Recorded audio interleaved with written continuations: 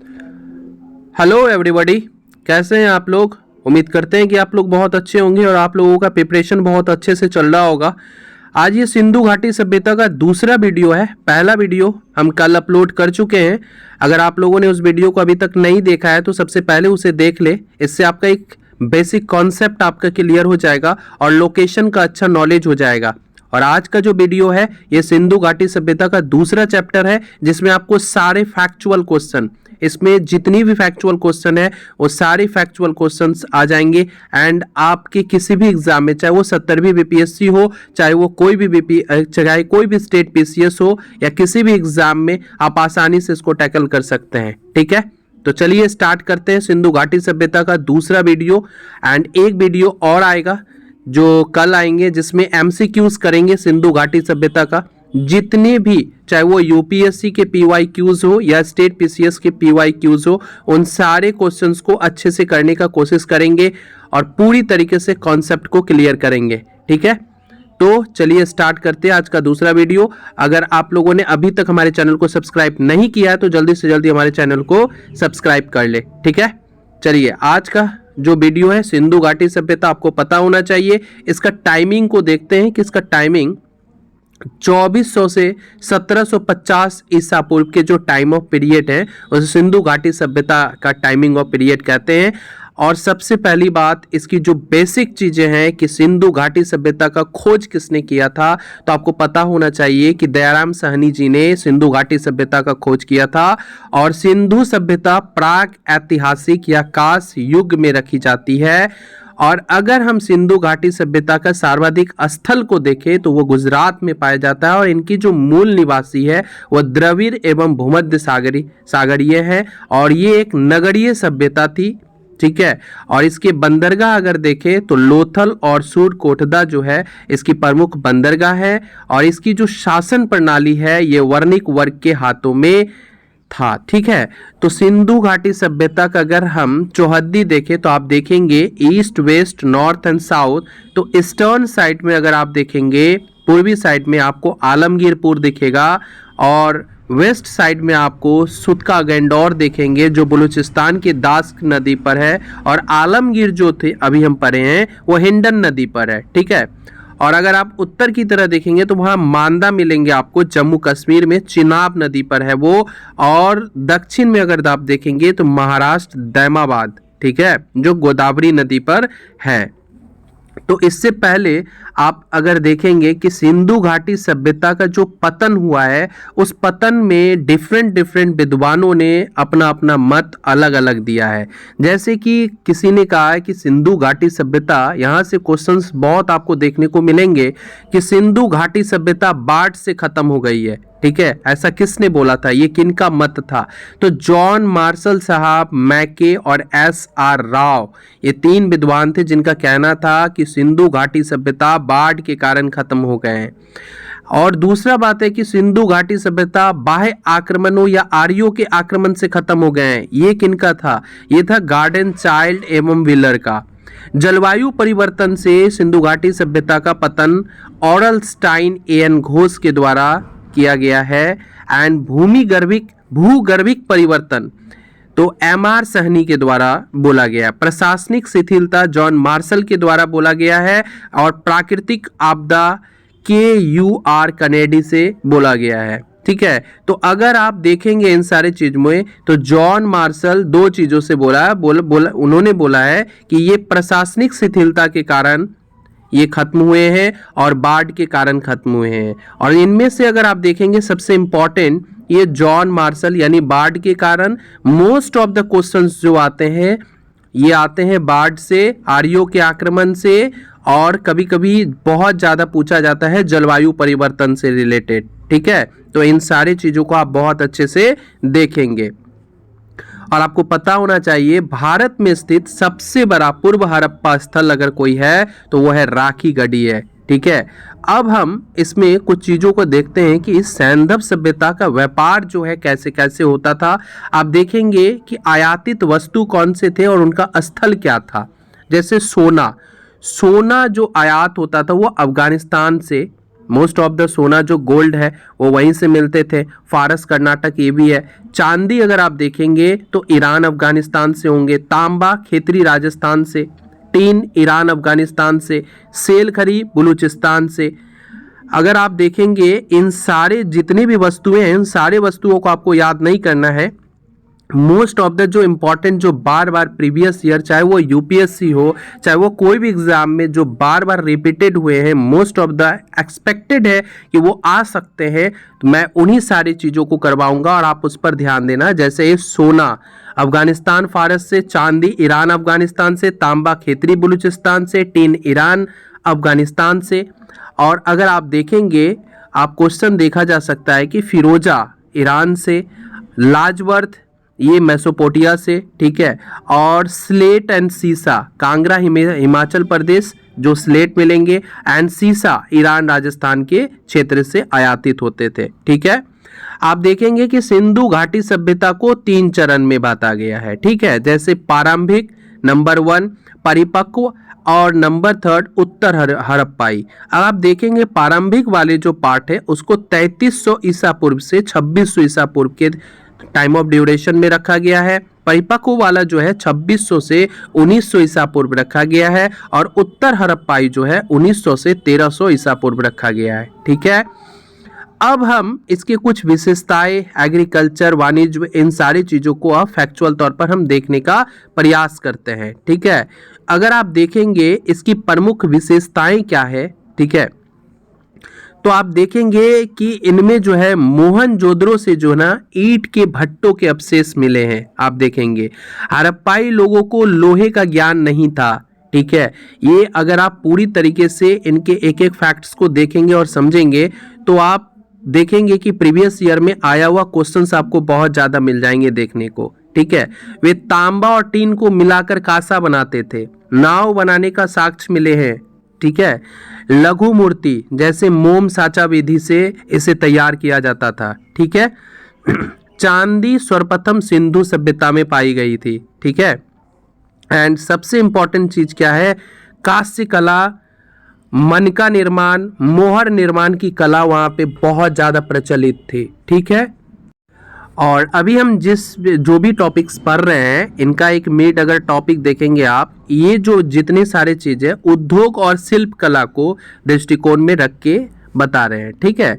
जैसे आप देखेंगे चांदी सर्वप्रथम जो है सिंधु सभ्यता में पाई गई थी, और उसकी प्रमुख कलाकृतियां अगर देखेंगे तो मोहनजोदड़ो से प्राप्त नृत्य की मूर्ति में नग्न स्त्री की कांस्य प्रतिमा ये भी मिले थे। हड़प्पा एवं चंद्रहुदरो से प्राप्त कांसे की गाड़ियां, मोहनजोदड़ो से प्राप्त दाढ़ी वाले सिर की पत्थर की मूर्ति और स्वास्तिक चिन्ह, ये सारे इंपॉर्टेंट है। यहाँ पे उद्योग और शिल्प कला को हम पढ़ रहे हैं तो इतने सारे चीज आपको देखने को वहां मिलेंगे, ठीक है। अब बर्तन में अगर आप देखें तो मिट्टी के बर्तन में एक रूपता बर्तन, सादे पक्की मिट्टी की मृण मूर्तियां मिली है।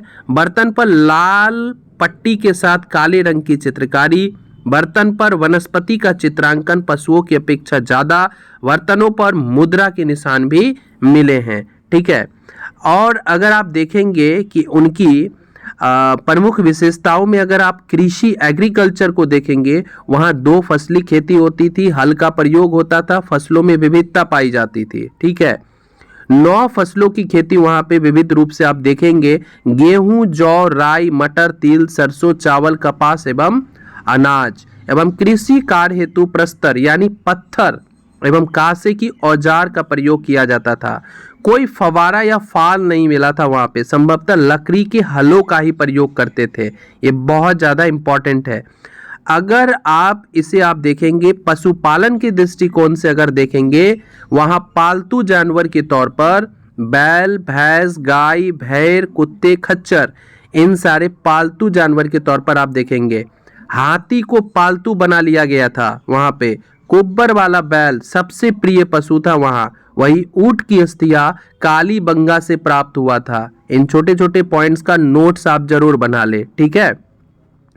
सुरकोटेडा में घोड़े के अवशेष के मिलने की रिपोर्ट, ठीक है। हड़प्पा संस्कृति में ना तो घोड़े की हड्डी ना ही उनके प्रारूप मिले हैं, ये बहुत इंपॉर्टेंट है। अगर आप इनकी आर्थिक स्थिति में व्यापार तौर पर अगर आप देखेंगे, मापतौल के तौर पर देखेंगे, तो इसमें तौल की इकाई जो है 16 आवर्तकों में 1664 की विविधता रखते थे। और सैंधव लोग मापना भी जानते थे। उदाहरण के लिए लोथल से हाथी दांत से निर्मित पैमाना मिला है। दशमलव पद्धति पर आधारित मापतौल प्रणाली थी। ठीक है। और अगर व्यापार विनिमय प्रणाली पर ये पूरा का पूरा आधारित था। हड़प्पा, मोहनजोदड़ो तथा लोथल में अनाज के बड़े गोदाम मिले थे। देसी व्यापार के परिवहन साधन बैलगाड़ी, पशु, जबकि विदेशी व्यापार मुख्यतः जल परिवहन से थे। बंदरगाह से जुड़े अगर आप देखेंगे, बालाकोट, डाबरकोट, सुतकागेंडोर और सोटकाकेट, मुंडीकाक, मालवान, भगतराव, ये सारे इनके प्रमुख बंदरगाहों में से एक थे। ठीक है। और उनमें से आप देखेंगे प्रवास पाटन, जो हम प्रीवियस वीडियो में देखे थे, बहुत ज़्यादा इम्पोर्टेंट है। ठीक है। विदेशी क्षेत्र इनमें व्यापार होता था। ठीक है। मेसोपोटामियाई अभिलेख में मेलुहा शब्द सिंधु क्षेत्र के लिए प्रयुक्त हो रही है। क्वेश्चंस आपको प्रीवियस पेपर में आपको देखने को मिल जाएगा। ठीक है। ये हड़प्पा, अगर आप इसकी मोहरों को देखेंगे तो आप पाएंगे ये हड़प्पा सभ्यता की सर्वोत्तम कलाकृतियां हैं। ठीक है। अधिकांश मोहरें मोहनजोदड़ो से मिली हैं। मोहरों पर सर्वाधिक चित्र एक सींग वाले गेंडे का प्रयोग मिलता है। मोहरे पर चित्रित पशु गेंडा, भैंस, हाथी, बाघ, हिरन मिलेंगे। अधिकांश मोहरें सेल खीरी की बनी होती थी। ठीक है। अब अगर हम इसकी लिपि को देखें तो लिपि भाव चित्रात्मक है, जो क्रमशः दाईं से बाईं ओर और बाईं से दाईं ओर लिखी जाती थी। इसी पद्धति को ब्रेस्टोफिदौन भी कहा जाता है, जो सामान्यतः दाईं से बाईं ओर लिखी जाती है। हड़प्पा का जो लिखावट है वो अभी तक पढ़ा नहीं जा सका है। ठीक है। अब अगर इसकी राजनीतिक स्थिति को देखें तो शासन संभवतः वणिक वर्गों के हाथों में था। एक इतिहासकार है हंटर के अनुसार यहाँ की शासन व्यवस्था जनतांत्रिक पद्धति से चलती थी। और स्टुअर्ट पिगट ने इस सभ्यता को जुड़वा राजधानी, यानी हड़प्पा और मोहनजोदड़ो को जुड़वा राजधानी के रूप में स्टुअर्ट पिगट ने बताया था। ठीक है। अब यहाँ की राजनीतिक स्थिति को अगर हम देखें और समझने का प्रयास करें तो आप पाएंगे कि मातृ देवी की उपासना, पशुपति, शिव लिंग, योनि पूजा, नाग पूजा, वृक्ष पूजा, पशु पूजा, अग्नि पूजा आदि बहुत ज़्यादा प्रचलन था। धार्मिक दृष्टिकोण का आधार व्यवहारिक था, प्रेगमेटिक था। भूत प्रेत, तंत्र मंत्र आदि पर यहाँ की राजनीतिक व्यवस्था को अगर देखें तो ये सब पूरा विश्वास करते थे। यज्ञ से परिचित थे वहाँ के लोग, पुनर्जन्म में विश्वास करते थे। काली बंगा से अग्नि वेदिका की साक्ष्य प्राप्त हुई है। मंदिर के जो अवशेष है वो प्राप्त नहीं हुए हैं। ठीक है। मोहनजोदड़ो से पशुपति शिव के पद्मासन मुद्रा पर बैठे पुरुष का एक मोहर भी मिले हैं। ठीक है। जो बहुत ज्यादा इंपॉर्टेंट है। ठीक है। ये इसकी धार्मिक स्थिति के रूप में हम देखने का प्रयास किए हैं। राइट। अब प्रमुख स्थल के तौर पर अगर हम इससे पहले अगर हम इसकी सामाजिक स्थिति को देखने का कोशिश करें तो देखेंगे परंपरागत इकाई के तौर पर सैंधव समाज जो है संभवतः मातृसत्तात्मक प्रणाली पर आधारित थी। समाज अनेक वर्गों जैसे पुरोहित, व्यापारी, अधिकारी, शिल्पी, जुलहे, श्रमिक में विभाजित थे। इनमें व्यापार सबसे प्रभावी थे। योद्धा वर्ग के अस्तित्व का कोई साक्ष्य नहीं मिला था। वहां पे दास प्रथा वहां पे प्रचलित थी। सैंधव लोग शाकाहारी और मांसाहारी दोनों थे। आभूषणों का प्रयोग पुरुष और महिला दोनों ही करते थे। ठीक है। अब अगर हम इसकी प्रमुख साक्ष्य स्थल को देखें तो आप पाएंगे कि कालीबंगा राजस्थान में है। ठीक है। वहाँ पे जोते हुए खेत और साथ ही साथ अग्नि कुंड आपको देखने को मिलेंगे। ठीक है। मोहनजोदड़ो में आपको एक विशाल सबसे बड़ी ये सैंधवकालीन इमारत मिलेंगे और आपको वहाँ पे स्नानागार देखने को मिलेंगे। और आप देखेंगे वहाँ पे कई नर्तकी की मूर्तियों का भी प्रमाण मिला हुआ है। लोथल में आपको अग्नि कुंड और मनके की कारखाने मिलेंगे। हड़प्पा में मोहरे मिले हैं। चंदहुदरो में मनका के कारखाने आपको देखने को मिलेंगे। ठीक है। अगर आप वहाँ की कृषि को देखें, एग्रीकल्चर को देखें तो वहाँ की फसल गेहूं, जौ, कपास सबसे, देखिए गेहूं जौ तो था लेकिन कपास सबसे पहले सिंधु सभ्यता ने उगाया था। ये क्वेश्चन बहुत बार आपको देखने को मिलेंगे। बनावली में मिट्टी के हल आपको देखने को मिलेंगे। नगरों एवं घरों की विन्यास में ग्रीक पद्धति को अपनाया गया था। ठीक है। सूती और ऊनी वस्त्र का प्रयोग होता था। टेराकोटा, आग में पक्की मिट्टी यानी टेराकोटा जो थे काले रंग से डिजाइन वाली लाल मिट्टी के बर्तन होते थे। ठीक है। और वहाँ के लोग मनोरंजन के लिए मछली पकड़ना, शिकार, पशु पक्षियों की लड़ाई, चौपाल, पासा खेलना वहाँ की एंटरटेनमेंट का सोर्सेस था। ठीक है। धोलावीरा से जल संग्रह हेतु बांधों के निर्माण का साक्ष्य मिला है। ठीक है। मंदिर, आपको वहां पे मंदिर के अवशेष आपको नहीं देखने को मिलेंगे, लेकिन वहां पे आपको मातृ देवी की उपासना सर्वाधिक होती थी, आप वहां पे देखेंगे तो। ठीक है। कुब्बर वाला बैल की विशेष पूजनीय होते थे। घोड़े की अस्थियां आपको वहां पे मिले थे लोथल, कालीबंगा, सुरकोटदा में। अगर आप इसकी यातायात को देखें तो वहां 2 पहिया 4 पहिया वाले बैलगाड़ी या भैंसगाड़ी आपको देखेंगे। तो ये एक क्वेश्चन आपको देखने को मिलेगा, शायद यूपी पीसीएस के एग्जाम में पूछा गया क्वेश्चन था कि क्या सिंधु सैंधव सभ्यता के लोग तलवार से परिचित थे या नहीं थे। तो ये याद रखिएगा, तलवार से परिचित नहीं थे सिंधु सभ्यता के लोग। ठीक है। पर्दा प्रथा और वैश्यावृत्ति का प्रचलन वहां पे था। ठीक है। और दाह संस्कार विधि जो युग्म समाधि के तौर पर होते थे वो लोथल और कालीबंगा में आपको देखने को मिलेगा। शव को जलाना, ठीक है, मोहनजोदड़ो से मिलता है। अगर हम इसकी 2 एस्पेक्ट है, एक शव को जलाना और एक शव को गाड़ना। शव को जलाना मोहनजोदड़ो से और शव को गाड़ना हड़प्पा से है। ठीक है। अगर हम अब देखिए हड़प्पाई स्थल के तौर पर देखें अगर हम, तो आप पाएंगे इसमें सबसे इंपॉर्टेंट हड़प्पा रावी नदी के तट पर है, आपको पता होना चाहिए। और हड़प्पा मोटागोमरी पाकिस्तान में मिलेंगे आपको। इसकी खोज दयाराम सहनी ने 1921 में किए थे। और आपको इनमें से सबसे ज्यादा इंपॉर्टेंट देखना है उर्वरता की देवी का चित्र यहाँ से आपको देखने को मिलेंगे। बर्तन पर मछुआरे का चित्र आपको हड़प्पा से ही देखने को मिलेंगे। कांसे का इक्का का दर्पण आपको देखने को मिलेगा। ठीक है। मोहनजोदड़ो अगर हम देखें तो वो सिंधु नदी के दाईं तट पर अवस्थित है और ये लरकाना जिले के पाकिस्तान में अवस्थित है।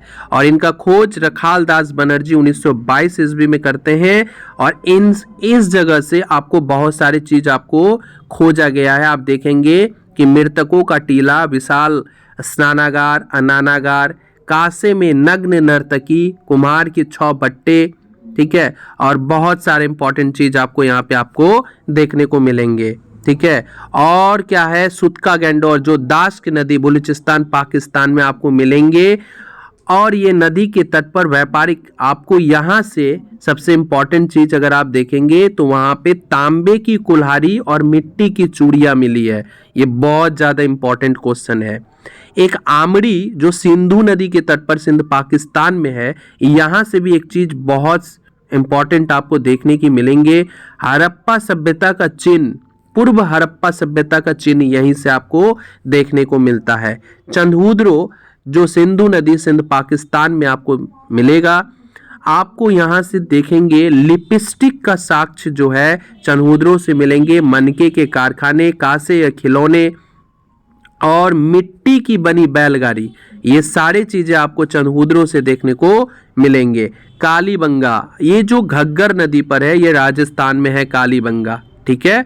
और कालीबंगा से सबसे इंपॉर्टेंट क्वेश्चंस अगर आप देखने को मिलते हैं कि भूकंप के साक्ष्य, पहला ज्ञात भूकंप का साक्ष्य कालीबंगा से ही आपको प्राप्त होता है। साथ ही साथ अग्निकुंड, ऊंट की हड्डी, ठीक है, ये सारे चीज आपको वहां पे देखने को मिलेंगे। ठीक है। काले रंग की चूड़ियां यानी हल द्वारा जोते गए खेत भी आपको वहां पे आपको देखने को मिलेंगे।